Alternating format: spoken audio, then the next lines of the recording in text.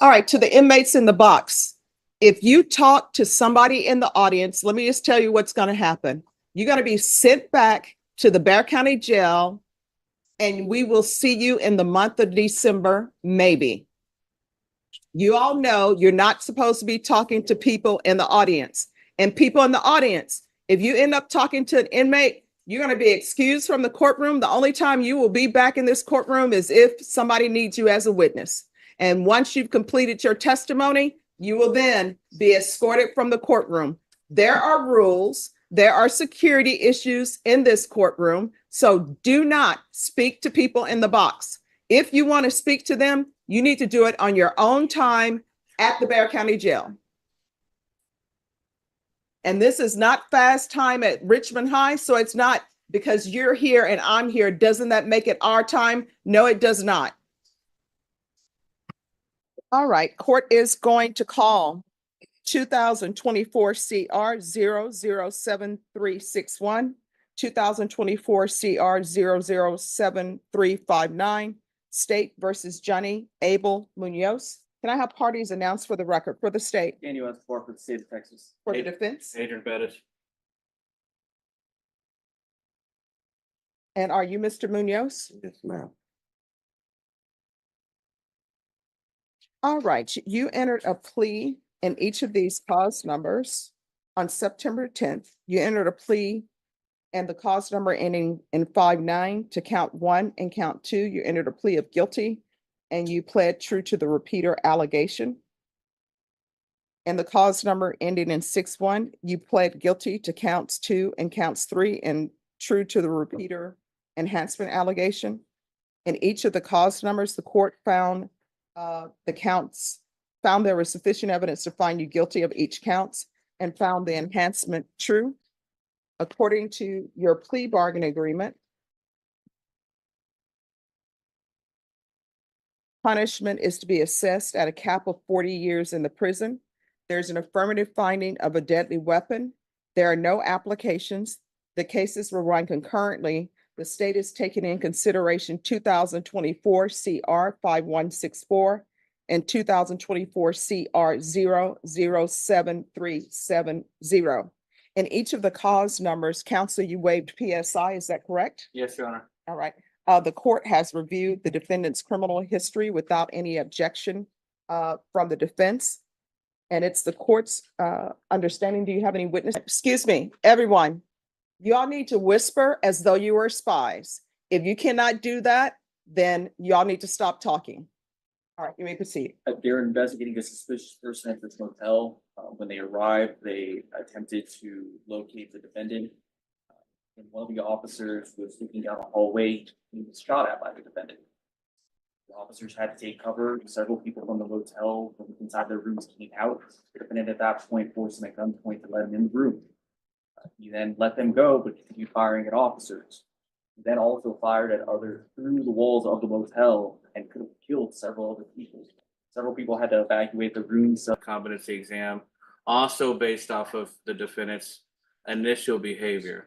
That very well might have been just because he was on drugs, but there, as far as I know, there's not been an official mental diagnosis. So he is competent. Yeah, oh yes. And he was sane at the time of the offense. Yes. All right. So then here's my next question. Previously, he went to prison for aggravated assault with a deadly weapon. Is that correct? Yes. So why did he have a gun? Because he's not allowed to have a weapon. I don't have a good answer for that, Judge. He shouldn't have had a gun. And I know that I'm asking a lot, but that's my job to ask for a lot. No, I understand. And I know very well, Judge, he might not be deserving of mercy, but that's kind of the point of mercy, is to be merciful to the people that don't deserve it. I'm just asking that you show him a little bit of grace today, Judge. All right. I don't think 15 years is appropriate for this offense. For the aggravated assault with a deadly weapon, how long was he in prison? 15 years. So he was in prison for an aggravated assault with a deadly weapon for 15 years. And previously in his criminal history, he was placed on deferred adjudication. What was that offense? Was that the deadly conduct? I believe so, Judge.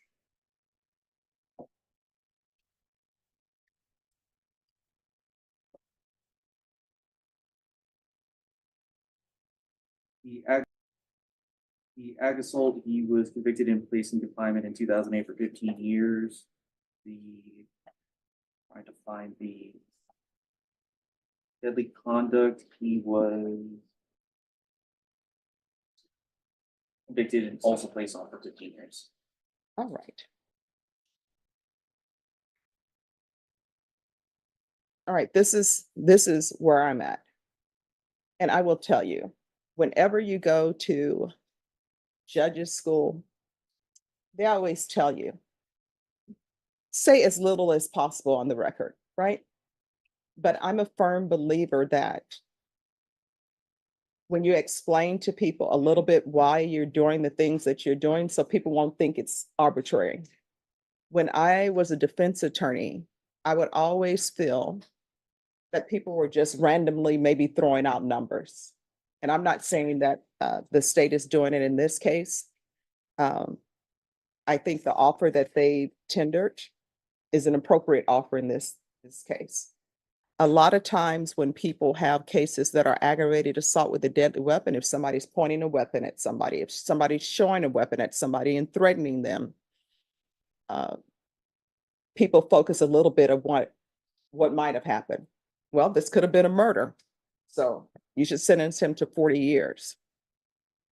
I do know that he has maybe some mental health issues. Maybe that's brought upon the fact that he has been in and out of custody since he's been 12 years old. And if you have somebody who's in and out of custody since they've been 12 years old, I know that there is an issue, perhaps parenting, because I don't take the idea that there are bad seeds. I don't think a child is born and everybody says, I knew since the time that child was born, time when they threw their bottle out of the crib or threw up on somebody, I knew that child was going to be a problem. So I think a lot of it has to do with environment. I think a lot of it has to do with parenting. Of course, there are issues with drugs, alcoholism. That really is not an excuse for behavior. So I want you to know that I reviewed everything, and the reason why I remember your case and I remember you, and the reason why I asked them to give me the stipulations again is because I want to be sure of everything that I read and make sure that my memory is correct on things. Of course, you know, this one is not an appropriate situation for probation because that's been tried with you before. All right. Is there anything you wish to say before I pass ruling? All right.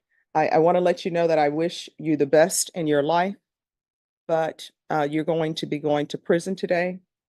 The cases will run concurrent with each other. And I want you to know, even though we're dealing a little bit in what ifs, you should really consider what ifs, because you could have killed officers that day. You could have killed people who were just at that hotel trying to get a good night's sleep. You understand? And each cause number, the court will take into consideration 2024 CR 5164, 2024 CR 007370. I'm going to recommend for you the therapeutic community mental health unit. I don't know if they'll accept you into that unit based upon your criminal history, but I do know that if you don't request it, you definitely will not be placed in that. I have no jurisdiction to order them to place you in that community, but continue to ask for it. Yes, ma'am. All right. And how old are you? 43. All right. The court is going to sentence you to 35 years in the prison.